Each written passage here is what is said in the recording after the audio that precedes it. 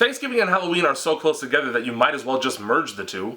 Like, it would make trick-or-treating a whole lot more interesting. Like, imagine you get a fully cooked turkey dropped whole into your pillowcase. And then when you get home, instead of unwrapping a candy bar, you have to reach deep into its rectum to pull out the stuffing and maybe a Reese cup. And then around the dinner table, people give thanks for their usual dumb nonsense. What? I'm thankful for family, says your 12-year-old sibling who was pressured by your parents into saying something that they think is important, when in reality, at that age, probably what he cares about most is being able to get through one day of show and tell without suddenly getting an erection in front of the whole class. Then I bet you say something like, I'm thankful that Dan and Phil are as close to two gay men as two human beings could possibly be without openly admitting that they're two gay men, which is great because I can watch their videos when my grandmother is visiting for Thanksgiving, even though she's old enough to say things like, back in my day, the queers had the decency to keep their disease a secret. So all that still happens, but here's the catch.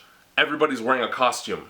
It's really difficult to get mad at a homophobic old woman when she's dressed in bondage gear from the 50 Shades of Grey movie. So since they're within a month of each other, I say put them together. And then Christmas can encroach on both like it does anyway. Like a guy in the corner of the room who really wanted to watch you bang your wife, but then he tries to sneak in a finger or three. And there's all kinds of positive side effects, like anybody who dresses as a pioneer for Halloween immediately becomes the clever life of the party, instead of the, ugh, look at that guy of every party. Because we as a society have all collectively realized how fucking dorky it is to have buckles on your shoes and hat, and anybody who chooses to wear that outfit probably also has an embarrassingly deep interest in reenacting the Civil War and not shaving his neck. Every ceremony is made infinitely better when its participants are wearing costumes. Without the giant rabbit suit, Easter egg hunts are just a guy making children collect his unfertilized offspring.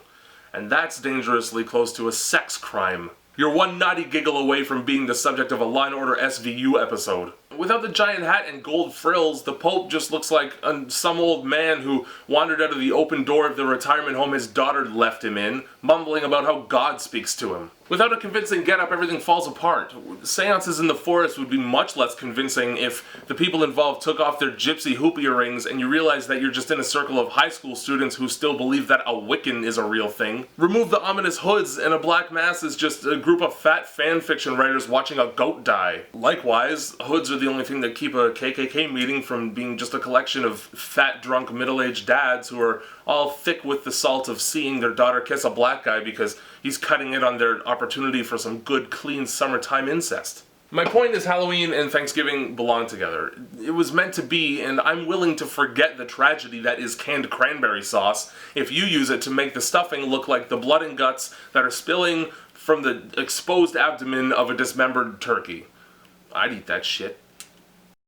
And plus you can merge the two words together and it becomes thanks-a-ween, which sounds like you're thanking a wiener for something. And what would you even thank a wiener for? Fitting all the way in without making you gag?